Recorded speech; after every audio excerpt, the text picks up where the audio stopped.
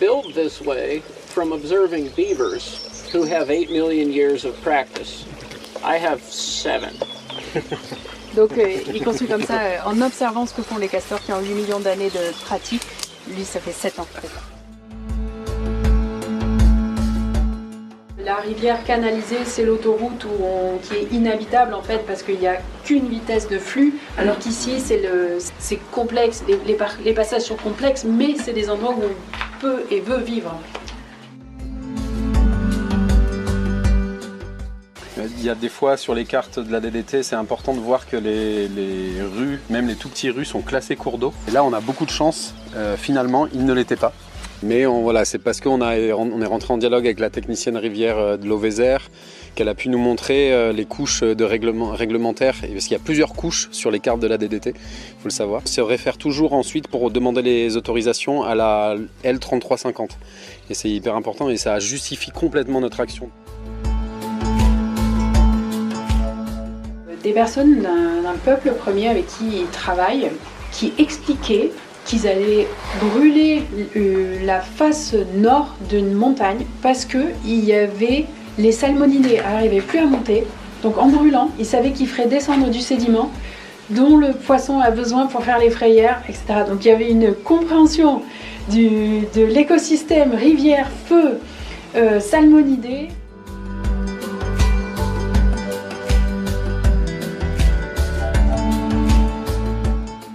Dans la première partie de ce reportage, nous avons plongé dans les sources de la régénération low-tech de rivière avec les enseignements du castor et l'expérience californienne. Nous avons aussi découvert le contexte du stage où nous avons castorisé un petit rue, les fermes de Ségur, en Corrèze. Vous avez pu entendre une première fois les participantes et participants de ce stage qui répondaient à cette question. Avec quelle intention ? Venez-vous apprendre à redonner vie à un cours d'eau. Si vous n'avez pas encore écouté la première partie, je vous conseille de commencer par là. Dans cette deuxième partie, nous plongeons littéralement dans l'eau et la boue. Comment construire un ouvrage castor mimétique ? Quelles sont les règles de sécurité ? Quelles sont les bonnes pratiques d'organisation d'un chantier ? Nous découvrirons les paramètres à prendre en compte pour aider la rivière à guérir en regardant en arrière dans notre histoire, les étapes que l'humain a franchies par le passé pour rendre la rivière malade. Comment commencer à converser avec la rivière et ou avec le castor ? Enfin, on abordera l'épineuse question de l'élevage. Comment faire en sorte que les animaux d'élevage, plutôt que de détruire des barrages, puissent devenir soutenants dans la régénération de l'écosystème ? Vous entendrez des passages du livre « Rendre l'eau à la terre » de Baptiste Morisot et Suzanne Husky, lu par Camille Perceval, dans des écosystèmes d'Auvergne. Cette série fait partie de la saison 5 du podcast Agroécologie voyageuse dans la thématique « Rendre l'eau à la terre ». Cet épisode a pu être réalisé grâce au soutien de donatrices et donateurs, et je souhaite remercier aujourd'hui en particulier Anne-Cécile et Pierre-Antoine, Nathalie, Samuel, Christophe, Grégoire, Régine, l'équipe de Gaïa Formation, Julie, Maxime et Antoine. Belle écoute à vous.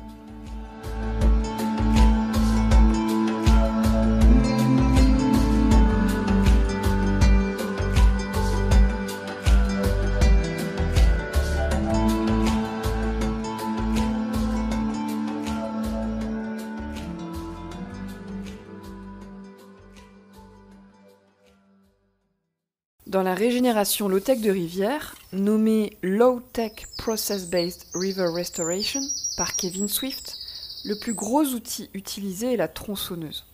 Même si très peu d'engins motorisés sont utilisés pendant les chantiers castor, il y a des règles de sécurité de base pour préserver les humains et les autres êtres vivants qui vivent sur place. Avant de travailler sur un cours d'eau, il faut aussi entrer en dialogue avec les professionnels de rivière du territoire pour vérifier que ce que l'on fait est bien dans les clous. Tous ces éléments vous sont présentés ici par Melvin, Clément et Suzanne. Forcément, là, on va impacter le milieu, mais comme toute espèce, on va avoir un impact positif ou négatif sur certaines espèces. Donc on va forcément écraser un ver de terre ou une larve d'olivellule ou quoi que ce soit. Ça fait partie du job, on va avoir un impact, mais derrière, ce qu'on va créer, c'est ça va être 10 fois plus, quoi, sûrement. Donc, aussi... Là, surtout, c'est quand on va aller chercher du verre. S'il y a déjà des oiseaux qui commencent à nicher, on a regardé, donc on a fait attention en enlevant les ronces et tout.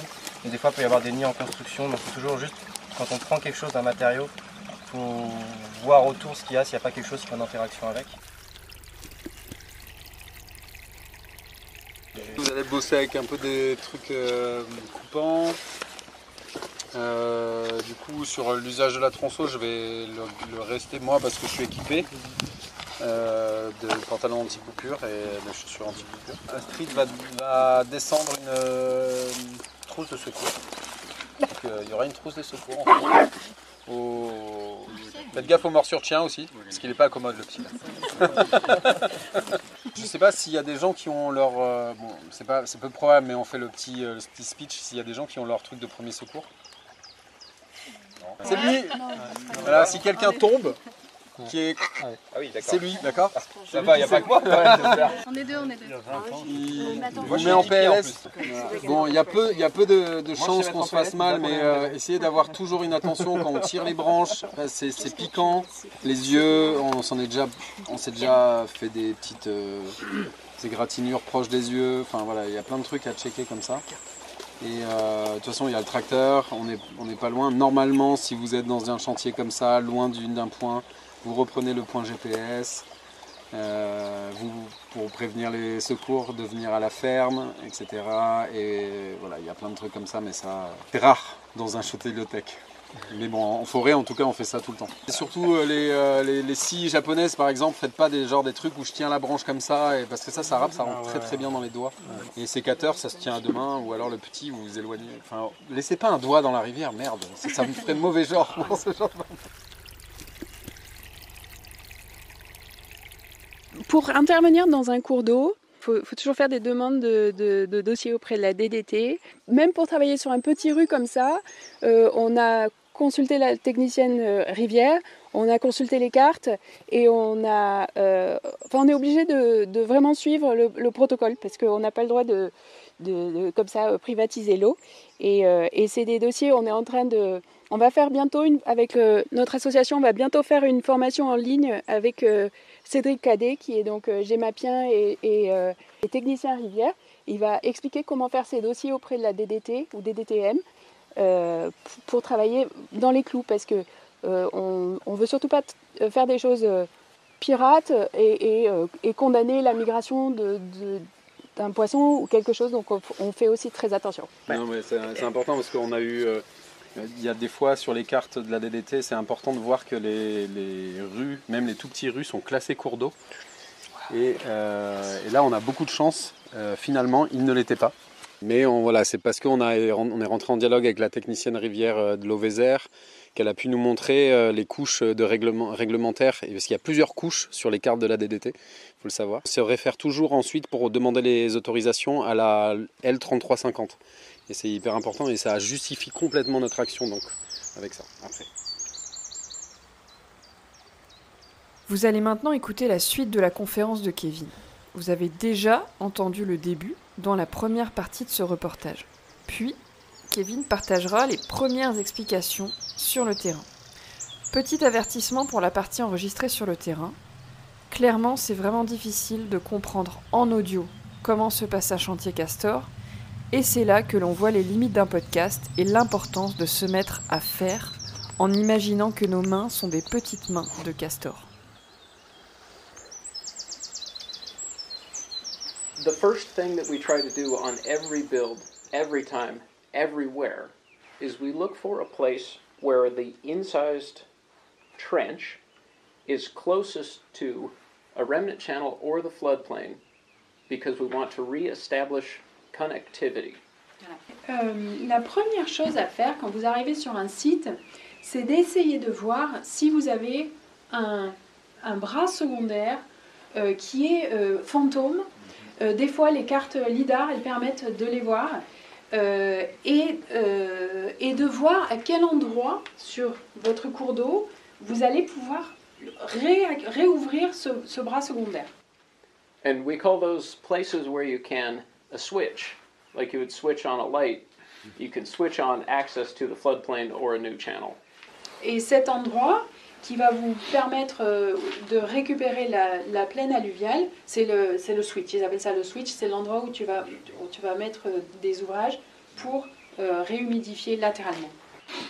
Dans un chantier, il faut regarder ces 4 différents paramètres. Est-ce que votre cours d'eau, il a de l'espace? Est-ce que vous allez pouvoir lui redonner de l'espace?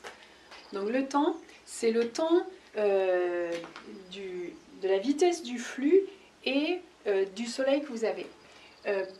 Parce que le végétal va pouvoir travailler avec vous et le flux va travailler avec vous. So you could think about it as, well, Einstein has space-time. In process-based restoration, we have time energy. When the energy is in the system, this is the hydrograph, it's doing the work over time. So time and energy are linked. You cannot separate them. Mais dans ce contexte, le temps et l'énergie sont un petit peu liés parce que le cours d'eau, il va travailler avec vous, il va recruter, très concrètement, c'est qu'il va recruter latéralement du sédiment parce qu'il a des feuilles mortes et parce qu'il va faire pousser les choses. C'est l'énergie du soleil aussi qui va activer la nouvelle végétation. And the energy is working on the materials to occupy the space, and each of the 4 can impede or assist the other 3. So if you have a ton of space, you probably have room to grow a lot of materials, which means the energy doesn't take as long to do the work. Je vais l'expliquer un petit peu différemment. C'est que, donc, encore une fois, vous êtes en train d'observer votre site. Selon le flux que vous avez, le cours d'eau va répondre plus ou moins vite. Déjà, ça c'est une chose. Aujourd'hui, on a un flux qui est un petit peu lent, ce qui veut dire que ça va réagir moins vite. Différents cours d'eau ont différentes personnalités. Ensuite, le matériau. Est-ce que vous avez du végétal? Donc là, c'est du résineux. On peut se servir de... C'est mieux si les branches sont débourrées pour se servir de feuillage, pour faire ces ouvrages-là. C'est mieux de travailler avec du matériau vivant qui est un peu plus souple et qui va servir aussi de velcro. Par exemple, sur les sites sur lesquels on va travailler aujourd'hui, ils sont en train d'amener du matériau maintenant. Et donc l'énergie, c'est aussi l'énergie du pétrole pour déplacer les matériaux jusqu'au site. Donc ça peut déterminer, par exemple... Aurélie, le site qu'on a regardé, on a du matériau sur pied parce qu'on a on a des conifères qui sont sur place et qui sont parfaits pour ça. Specific to this site, where we're going to work today, we have good materials, very little energy, small-ish space. The important thing is we have a lot of time because Astrid has the vision and the patience to see it through. L'espace est limité parce que c'est petit.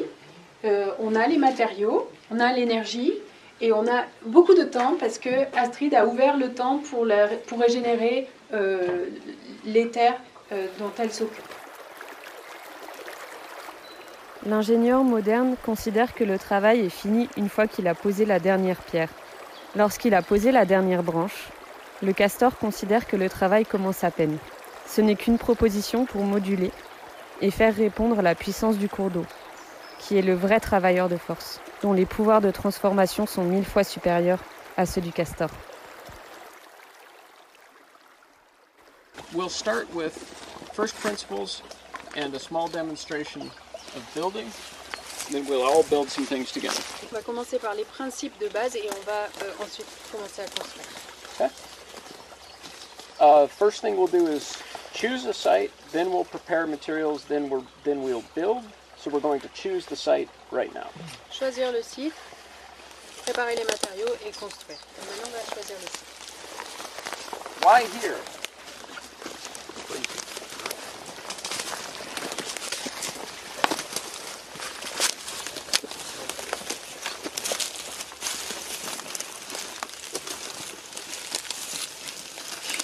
In process-based restoration, the real answer always sounds like bullshit. But the real answer is, it depends. Dans la régénération low-tech basée sur les processus, la réponse, ça dépend. So if you're going to take notes, one note you might take is if you have a confluence where the water comes together and you can build below it, you get twice the pool than if you're building in just one channel. Alors, la confluence, on double ce qu'on réhydrate. So close your confluences, get twice the pool. The second is employ natural anchors when you can, so you don't have to drive posts. La seconde chose importante, c'est les ancres naturelles. Donc là, on a des arbres et qui vont nous épargner le fait de devoir mettre des piquets, par exemple. The last thing that this location illustrates is build at the riffle crest. Alors, la dernière chose que ceci nous montre, c'est de construire à l'endroit où ça, comment ça s'appelle le radier. Oui, Le radier. oui, voilà. Donc, il faut observer et trouver le radier. We build this way from observing beavers who have 8 million years of practice. I have 7. Donc, il construit comme ça en observant ce que font les castors qui ont 8 millions d'années de pratique. Lui, ça fait 7 ans qu'il fait ça. Beavers build where it's noisy at the riffle crest because when they build, they now get the pool behind the riffle crest. If they built where it was quiet at the bottom, they would only get the little triangle. Oui. Donc, il y a des études qui ont montré que peut-être les castors, ils suivent ce son et ils entendent le son du radier et ils se mettent à cet endroit-là et réhydratent en amont. Okay. So here we have a confluence that goes to natural anchors that is a riffle crest. Perfect. It doesn't get better. On a tout. On a la confluence, le radier et l'encre naturelle. Donc c'est parfait. If we were to build this about that high, the last principle of the 4 cheat codes, the last one is open your difluences when you can. Split the water if you're able into the switch. Le quatrième chose à regarder, c'est est-ce qu'on va pouvoir réouvrir une confluence. There's the switch. So if we build this, we should get 3 channels and 1 confluence, all for 1 structure. It's a very good deal. That's the simplified way to choose a site. Open your difluences, build at your riffle crest, use natural anchors, close your confluences. That's 80% of it. The rest is it depends. Voilà, donc si vous arrivez à bien comprendre ces 4 paramètres, c'est-à-dire la confluence, les encres naturelles, les radiers et les chenaux secondaires qui vont pouvoir être ouverts, déjà ça c'est 80% des choses. Et les 20%, ça dépend. C'est ça. Oui, merci. We'll build our structure right here. If we're building a structure, we need material that flows easily to the structure that we don't have to fight. On va construire ici, et donc il va falloir préparer le matériau. La construction c'est une petite partie, mais nourrir en matériaux c'est vraiment là où est le plus d'action. Donc préparer le matériau pour le nourrir à la personne qui va être dans le cours d'eau. Et j'en profite pour dire, essayer de tourner dans les rôles qu'on va avoir aujourd'hui. When we have a badly made pile, what happens is the material that's at the front is on the bottom under the weight of everything. And you have to work really hard to pull the material out, and then you get carpal tunnel. No fun. Toute la journée c'est pénible si c'est mal organisé. Et donc ce qu'il dit c'est que bien sûr quand on tire, là il est dans le cours d'eau, il prend la branche la plus proche et c'est très lourd parce qu'il y a le poids, il y a 1 tonne de végétal dessus. Et ça, pardon, petit point, c'est un truc vraiment, ça rentre pas tout de suite. Mais pensez-y, à terme, quand vous aurez des autorisations, vous ferez des chantiers, il faut vous rappeler ce tips. En gros, ce qu'il faut retenir ici, c'est que tout le matériel végétal, branches feuillues ou non, plus ou moins grandes, doivent être préparés en amont et organisés en piles de différentes tailles, près de la zone de travail. Les piles doivent être construites pour faciliter la prise en main des branches. The first layer is greenery, about 1 hand span worth of green material. La première couche dans un lit de cours d'eau, ça va être une épaisseur de 10 cm de végétal. Donc là on est sur du plus petit moins long. Et l'eau est en train d'essayer d'arriver comme ça. So, one layer of vegetables about as tall as your hand, and then you add mud, also as tall as your hand, and then you stomp the mud down into the material. Now, this is for a larger structure than this one. Donc première couche 10 cm de végétal et ensuite pareil 10 cm ou 10-20 cm de terre qui couvre bien jusqu'à la crête du végétal dans le lit du cours d'eau. The next layer, slightly larger material, goes on top. More mud, larger material. So smaller, larger, larger. Because what we want to have is, as the structure gets longer, the material gets bigger, it comes up and you make that nice beaver structure by moving downstream and using longer material. Tout le monde a compris là ce qu'il disait ? Là, ce que Kevin explique, c'est que plus on fait de couches dans le barrage, plus on épaissit les couches de boue et plus on peut utiliser de branches plus grandes.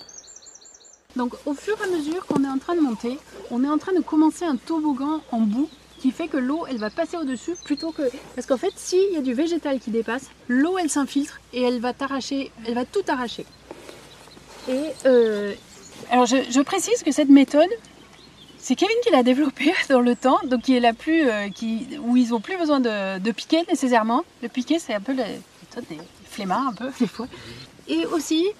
si tu as le flux d'eau qui arrive comme ça, de bien travailler dans le sens du courant. Si tu te mets sur le côté, le courant il t'embarque le truc aussi. Mais ça dépend si tu arrives à bien l'ancrer dans la berge ou pas. Alors la raison pour laquelle on travaille dans ce sens, c'est parce que tout ça, ça va bloquer toutes les feuilles et qui vont aussi se sédimenter et que l'eau elle va pousser, ce qui va planter les ancres encore plus dans le lit du cours d'eau. If it's too flat, when the water comes it will float away. If it's too steep, when the water comes, it will fall over. So somewhere in there is about right. That's how the beavers do it. That's how we'll do it.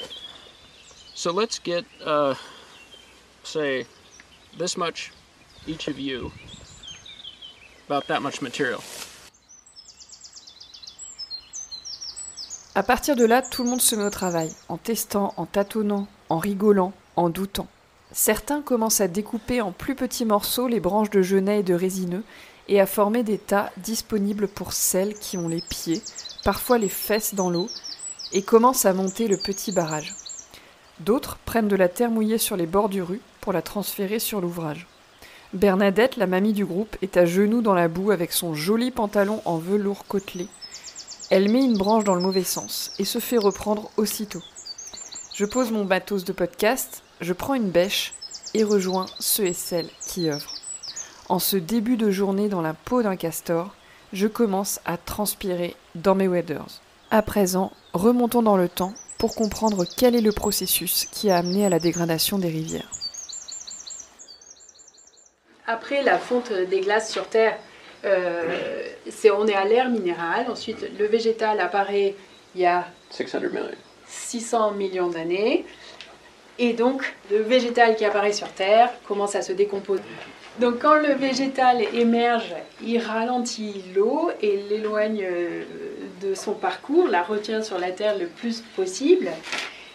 Et quand les castors arrivent, il y a 8 millions d'années, mais très certainement l'ancêtre du castor faisait aussi des ouvrages.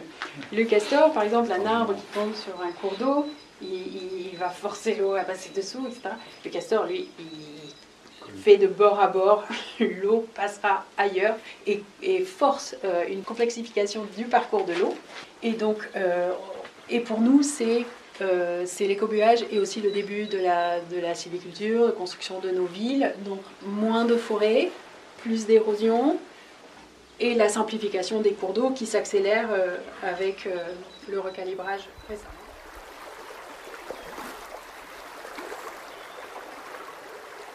Au moment où est apparue l'eau, à l'état liquide, sur Terre, il y a environ 4 milliards d'années, les premiers agents de complexification des cours d'eau étaient tous géologiques, érosion et dépôt de matériaux inorganiques sous l'effet de la gravité, de l'eau, du vent et du temps. Puis Gaïa a inventé les arbres. il y a environ 400 millions d'années, et les choses sont devenues beaucoup plus intéressantes. Des morceaux de bois de plus en plus grands et de plus en plus durables ont poussé, sont tombés et ont été emportés des hautes terres par les rivières. Ce bois a créé de la complexité non seulement localement autour de lui en tant qu'élément statique, mais aussi au fil du temps, en se déplaçant, fonctionnant comme une perturbation mobile sur toute la longueur du cours d'eau, jusqu'à ce qu'il soit finalement mangé par la mer. Il y a 8 millions d'années, les castors sont apparus et ont complexifié les choses, au-delà de ce que nous pouvons imaginer. Leur perturbation était permanente, dans des ordres de grandeur plus rapides que le déplacement du bois dans le système, et s'exerçait à l'échelle du paysage. Puis notre espèce est arrivée il y a environ 40 000 ans en Europe, et après les dernières glaciations, on commençait à transformer un peu les forêts, à ouvrir des prairies et des champs agricoles, créant des réseaux d'irrigation complexes, entretenant des marais, qui à leur manière ont contribué aussi à la complexification des milieux aquatiques, des fonds de vallée. Ils ont géré des forêts par le feu, en sélectionnant des peuplements moins denses et une charge d'évapotranspiration plus faible sur les eaux souterraines. Quelque part, nous pourrions proposer un point de diversification, de complexification, de richesse et de résilience maximale des milieux rivières en Europe vers 1200, au moment où se noue l'éradication des castors, parallèlement à la déforestation à grande échelle et l'assèchement des marais et marécages. La quasi-extirpation des castors détruit le contrôle de base des cours d'eau et favorise l'incision. Le paysage désormais sec est facilement surpâturé, exploité, miné, cultivé et pavé, ce qui donne la triste situation que nous connaissons aujourd'hui. Il faut entendre cette histoire de Kevin Swift avec l'oreille du temps profond. Sans bois, sans castor, la rivière retombe, à certains égards et en certains endroits, au niveau de simplification et d'homogénéité qui était le sien dans le monde strictement minéral des millions d'années plus tôt. Lorsque les berges sont complètement dévégétalisées, nous avons fait régresser les rivières de 400 millions d'années de complexification, d'enrichissement et de coévolution avec leur communauté biotique. Lorsque les forêts de berges capables de nourrir les cours d'eau de bois sont restées, mais que le castor a été extirpé, nous les avons fait régresser de 8 millions d'années. One of the things that we love about our modern world that's 600 million years behind the times is it has these qualities that we have been taught we should admire. Donc dans notre monde, il y a ces qualités qu'on a été éduqués à apprécier. We love this, but we end up with that. Et oui, on aime les milieux soignés, simplifiés, rapides et efficients, mais qui sont stériles et inhabitables. By contrast, this is sort of a pain in the ass. You can't get around it. It's slow. C'est compliqué. Alors là, la métaphore, c'est la rivière, bien sûr. L'autoroute, la rivière canalisée, c'est l'autoroute qui est inhabitable, en fait, parce qu'il n'y a qu'une vitesse de flux, alors qu'ici, c'est complexe. Les passages sont complexes, mais c'est des endroits où on peut et veut vivre. Continuity here is a problem that we hear a lot about in the States as well. I think we're doing a little better in the US, but everyone's worried about, can the fish get through? Alors, ça c'est...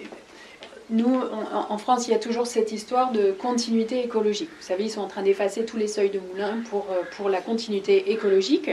Et ils ont vraiment, il y a eu les mêmes conversations aux États-Unis. Maintenant, ça se complexifie. Mais surtout, faut se souvenir que c'est pas la continuité.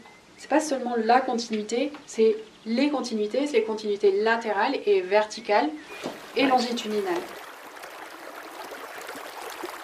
Kevin explique ici que personne n'habite sur une autoroute qui est de la pure continuité. Ce n'est pas de l'habitat. Pour avoir une idée de à quoi ressemble une rivière en bonne santé, imaginez une poignée de spaghettis que vous avez étalée sur une table, ou regardez la vidéo en description de l'épisode. Un des objectifs de Kevin sur chaque chantier est d'atteindre le maximum de complexité en ouvrant de nouveaux méandres. On avait déjà abordé le sujet du travail de guérison de la rivière dans l'épisode 115 avec Baptiste Morizot. Astrid, qui nous accueille sur place et qui est éleveuse, permet à ces animaux de circuler dans le paysage à travers prairies, bois, ronciers, en pratiquant le pâturage tournant. Elle se questionne sur la manière d'inclure ce nouveau paramètre, des ouvrages castors fragiles, surtout au début, dans le système de la ferme. Kevin lui répond que de son expérience en Californie, le problème ce ne sont pas les bovins, c'est comment les humains les gèrent ou pas. Voici ce qu'il dit. Quand tu as des ruminants qui sont gérés par des éleveurs intelligents et engagés, la conversation devient une question à la rivière et au terrain. Qu'en penses-tu ? Car on se demande souvent ce que les bovins aiment, mais on ne sait pas ce que la rivière pense des bovins. Il faut se mettre à la place des terres et à la place de la rivière. Les vaches sont curieuses, elles vont venir voir le barrage et elles ne feront pas marche arrière. Elles vont marcher là où elles peuvent gérer la profondeur et potentiellement traverser en empruntant. On peut écrire ici ce mot de deux manières, car elles laissent littéralement de grosses empreintes. Elles empruntent donc l'ouvrage castor. Les vaches ont des pattes très étroites par rapport à leur poids. Elles vont faire des trous et percer le barrage. 3 ans plus tard, tu te prépares à montrer des superbes ouvrages castor à des visiteurs. Tu arrives sur le lieu et l'ouvrage est sec. Les gens vont penser qu'il ne fonctionne pas alors que c'est un problème de gestion des vaches. Il faut donc se mettre dans la peau d'une vache qui a envie de traverser un pont. Qu'est-ce qui t'en dissuaderait ? Après, il y a des méthodes comme par exemple toute la broussaille qui est là-bas dont on ne s'est pas servi. Si on la mettait ici, elle passerait pas ici. Ça les forcerait à venir passer par ici, par exemple. And provide ample water off channel for cattle, so they will be more likely to use that for drinking than the river. And your salt. Ah oui. You gotta keep your salt up high as well. Salt in your water off channel. Une autre méthode, c'est qu'elles aient beaucoup à boire loin du cours d'eau et beaucoup de sel. So if you have cattle on your land and you're going to do a project, you might want to put 100 cattle in and run them through so you can get to the creek. So you can use cattle as a tool to break open the landscape and make the build easier.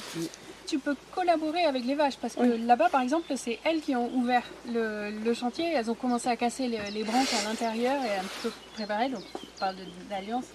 Et pendant 6 mois, effectivement, le site est extrêmement fragile. Peut-être les mettre en recul, en retrait et attendre que le site se stabilise. En fait, une fois qu'il y a des ouvrir. racines qui commencent à tenir les choses, En fin d'après-midi, l'ouvrage castor est terminé. C'est le moment tant attendu. Comment la rivière va-t-elle répondre ? Jacob, l'un des membres de l'équipe de Kevin Swift, part ouvrir à fond une valve pour faire revenir l'eau dans le cours d'eau. On entend un bruit parasite dans l'enregistrement, c'est Melvin qui est en train de filmer la scène avec son drone. Je vous laisse maintenant profiter de l'incroyable moment de l'arrivée de l'eau, qui est spectaculaire à l'échelle de l'ouvrage, c'est-à-dire un ouvrage assez petit.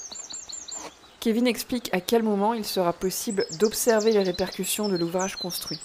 Mais ce qui est vraiment magique avec les ouvrages castor, c'est que l'eau revient vite. Et la vie qui en dépend aussi. Déjà, quelques minutes après la fin des travaux à Ségur, on peut observer des libellules, adultes et larves. Des pollinisateurs arrivent dès que l'eau est accessible. Kevin explique qu'ils aiment les petits cours d'eau. Ils sont sûrement à la recherche de minéraux et de boue. On abordera plus en détail le sujet du retour de la biodiversité dans la prochaine partie.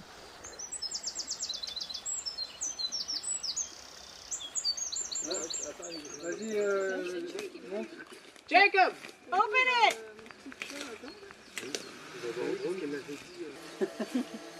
Moi je me mets en hauteur parce que j'ai peur. Ça rajoute un peu, mais j'aime bien. En fait, il va rien se passer. Oui, oui. Il va rien se passer. Hein. Bah oui, ça se trouve, ça s'est déjà passé. Il y a eu la vague, il y a eu une petite vague là. Un peu plus d'eau là, regarde, un peu plus d'eau qui arrive. Un petit rythme en plus, Ouais. c'est léger. Et c'est en train d'arriver là. Regardez cette grande crue. Bah moi je me suis mis en hauteur. Hein. Voilà le flux, regardez là. Ça y est, c'est en train de Du sortir là. sédiment. Ça arrive. Au-dessus du... T'es en train de dépasser. Mais là on est en train de le voir là, ça y est. Ça y est, ouais ça arrive là, ça y est. Voilà. Ça y est, c'est c'est le top de la vague. Les clipons, Oui, ça avait très très peur. Mais c'est cool, je vais apprendre à faire pour sortir le mascaret. I think that was it, huh? so little. It was full. It was full. Yeah, but it's not a very big container. Il y a les abeilles là aussi qui ressortent, mais je sais pas si c'est lié.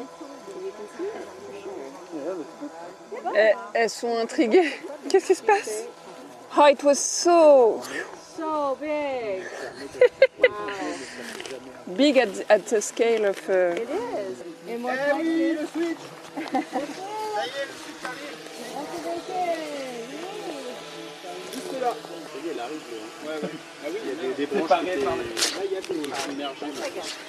Voilà. Ça va changer. Ah, ça y est. Là, ça va, il va là. Ouais, augmentation du débit, ça y est. Oui, il arrive, le flux, il arrive maintenant. Bien. Et là aussi, là. Là, ça coûte bien. Yeah, that one's much better than this one, but this one's going now. En fait, un ouvrage là, c'est...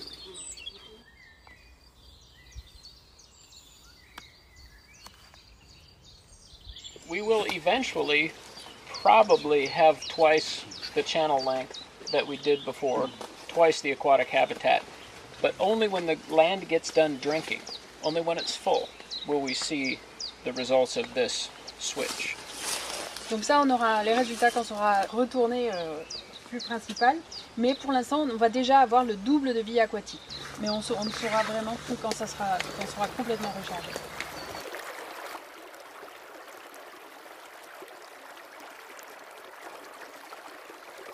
The coolest thing about this work, the thing that's so exciting, is done right, it becomes a conversation with the river and a conversation and partnership with the beavers.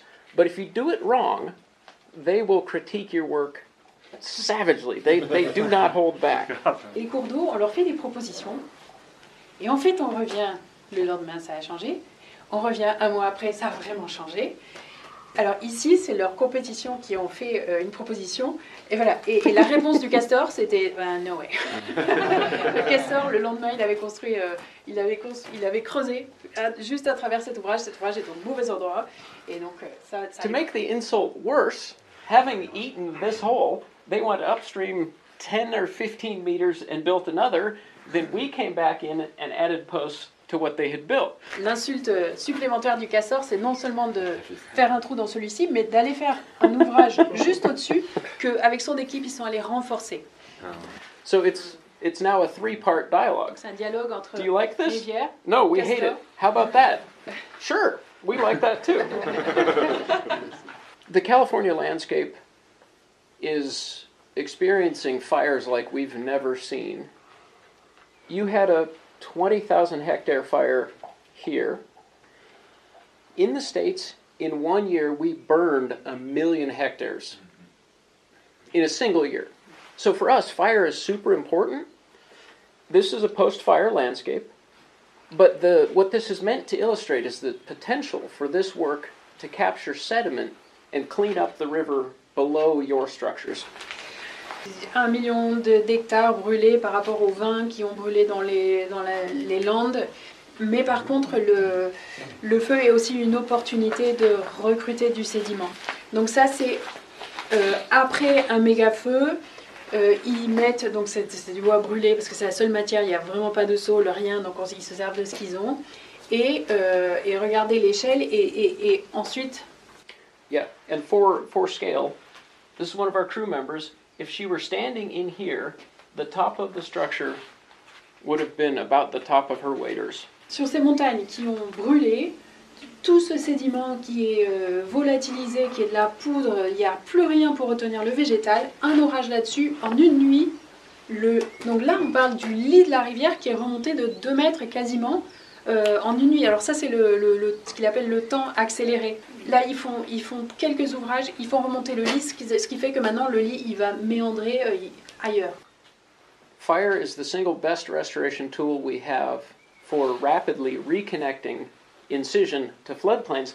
The only regret I have on this build is we should have packed that structure all the way across because it would have filled into there. It's unbelievable how much sediment you can capture.